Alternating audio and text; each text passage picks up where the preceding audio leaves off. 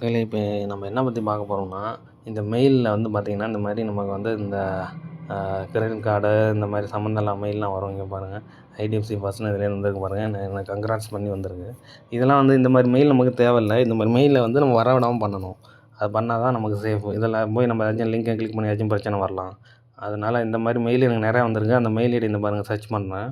இதில் பார்த்தீங்கன்னா பாருங்கள், ஐடிஎஃப்சி ஃபர்ஸ்ட்டு அந்த கார்டு எனக்கு டிஜிட்டல் கார்டு வந்திருக்குங்கிறாங்க. அப்போ இண்டோஸ் இல்லையா, எஸ்பிஐ, ஐசிஐசி இந்த மாதிரி தேவையில்லாத மெயில் இது எல்லாமே வந்து நம்மளாம் அதில் போய் ஏதாச்சும் ஓப்பன் பண்ணி கிளிக் பண்ணாலும் நமக்கு தேவையில்லாத பிரச்சனை வரும். அதனால் என்ன பண்ணணும்னா, இந்த மெயில் ஐடியை நம்ம வந்து இப்போ வந்து இது என்னென்னா, இந்த மெயில் ஏதாச்சும் ஒரு மெயிலை போய் நான் வந்து ஸ்பேம் கொடுக்குறேன்னா அது என்னது அவ்வளோதான்.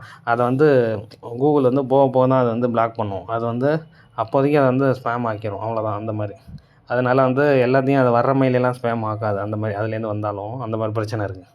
அதனால் நம்ம என்ன பண்ணலாம்னா, அதை அந்த யூசர் வந்து நம்ம பிளாக் பண்ணிடணும். பிளாக் பண்ணிட்டோம்னா நமக்கு அவங்கள்ட்டேருந்து மெயில் வராது. மெயில் வராதுன்னா வந்தாலும் அது வந்து ஸ்பேமுக்கு போயிடும். அதுதான் கணக்கு. ஓகேங்களா?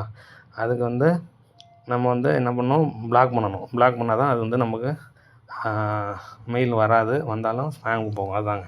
அது எப்படின்னு இப்போ பார்ப்போம். அது வந்து நம்ம ஏதாச்சும் அந்த யூசர்ட்டேருந்து வர்ற மெயிலில் ஏதாச்சும் ஒன்றா ஓப்பன் பண்ணிக்கணும் அதை. ஓகேங்களா?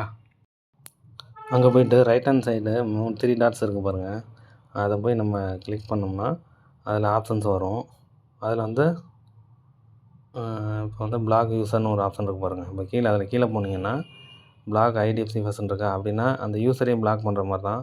அது வந்து பிளாக் பண்ணோம்னா ஆட்டோமேட்டிக்காக அது வந்து அந்த யூசரையே பிளாக் பண்ணி அந்த மெயில் ஐடியே காமிக்குது பாருங்கள். யூ பிளாக்டு ரேஸ்மார்ட்டு textlash.com அப்படி அதை பிளாக் பண்ணியாச்சு அப்படின்னு சொல்லுது.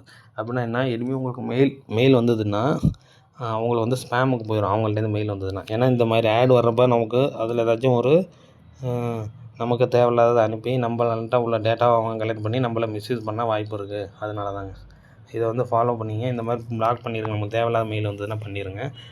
நன்றி. பிடிச்சிருந்தா லைக் பண்ணுங்கள், ஷேர் பண்ணுங்கள், சப்ஸ்கிரைப் பண்ணுங்கள் நம்ம சேனலை. நன்றி.